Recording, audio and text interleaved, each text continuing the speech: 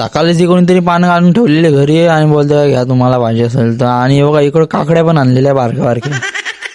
हा घरना मार खाऊन आलता, बोलते मला लपू दे, बोलते नाही तर आणखी मार खाईन. काकडी आणलेली कोणीतरी, मग काकडी खाऊन लागेच ना जिमला जायला. तुम्हाला वाटतं का मी रोजचा बॅग नेतो, बॅग मध्ये कायच नसते बघा, फक्त नॅपकिन नेतं. यो बघा यो 6 राऊंड 7ला येते जिमला. काय बोलायला काय माहिती, आज सकाळून पारच जिमला काय माहिती झोपायला लागल्या वाटतं, गोदडी टाकली नाही. तेव्हा काय तिकडे फॅन भेटले मला, बोलते की मला पण घे ब्लॉग मध्ये. घेतला, तिला खुश झाली जाम. जिमचा वर्कआउट बिकआउट झाला कंप्लीट, झालो घरी. आधी चूल होती पण ती आता गायब झाली, काय माहिती का पुरात वाहून गेले सर.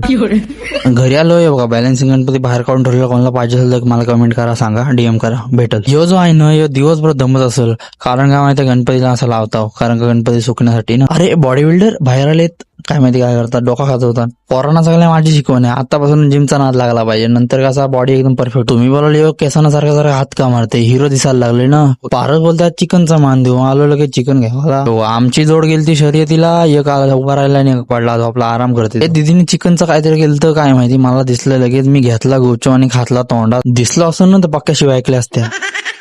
यो बघा इकडं बघा, कोणीतरी झाडावर लाइटिंग केलंय मस्त, व्हाईट लाईट लावलं. एक दिवशी मी पण करीन अशी.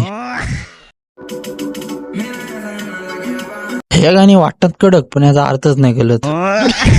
चलो आज के इतना ही. और व्लॉग आवडला असेल तर तुम्हाला लाईक फॉलो कमेंट करून घ्या, फॉलो पण करा.